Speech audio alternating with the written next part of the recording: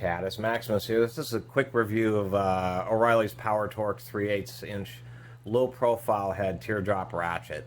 It was about 14 bucks, and I actually they have a flex head version, and I do have it, but it's buried somewhere.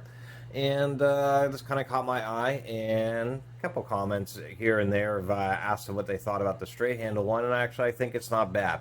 I think probably the best features about this ratchet, of course, is it does have a very low profile, and it does actually have a pretty nice teardrop handle. This is nicely bowed right here. You can see where they have little extra divots right here at all the corners where it'd be extra sharp. So I think they actually did a pretty good job.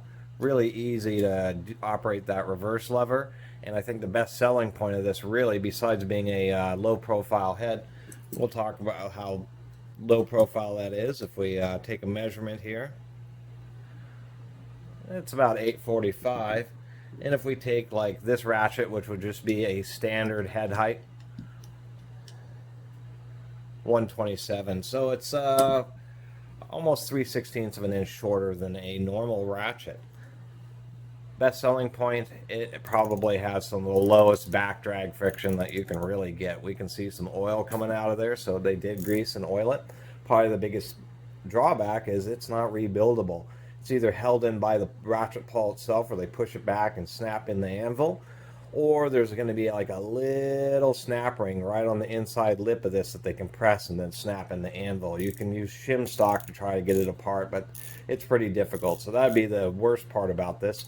Of course, they have a lifetime warranty, but my goodness, it has a really low back drag. It is quick release, but I'll point out here that they really made a pretty small hole, so there's still a lot of material. So the anvil, I think, is going to be as strong as the ratchet mechanism. If we look, it actually has quite a bit of protrusion there. Really not too bad, so it holds onto the sockets real well, real solid. So if we combine a ratchet like this with, for instance, these power built super low profile sockets, these are shallow drive broach. These are as short as sockets I get in 3/8 inch drive, really. That's where a ratchet like this would shine, because this ratchet with a regular socket is just not going to make that much of a difference. If we look at that here, that's the difference you're going to see. It's just not a ton, just not a ton at all, maybe an eighth of an inch. But it seems that if you get really low profile sockets, when you use them along with these low profile head ratchets, is where they really come into their own, because then they can get really short. If we do another measurement here, this is like a Napa Carlisle socket on a normal head ratchet. So the smallest space this can get into, we're looking at 1.69, so 1.7 inches. And with this low profile head ratchet with a low profile socket, 1.188, so a ½ inch shorter. That's a big difference. And so I kind of like this little ratchet, and since I already had these sockets, I wanted a straight one, and really that's a huge difference. That basically means that just about any place that you can get just a regular socket length shortwell socket by itself, you'll be able to get this ratchet with its low profile socket. And I like actually the idea of it being locking, because many times when you're in situations this tight, you really don't want the socket to get stuck on the fastener, so the quick release will allow you, or keep it on the ratchet.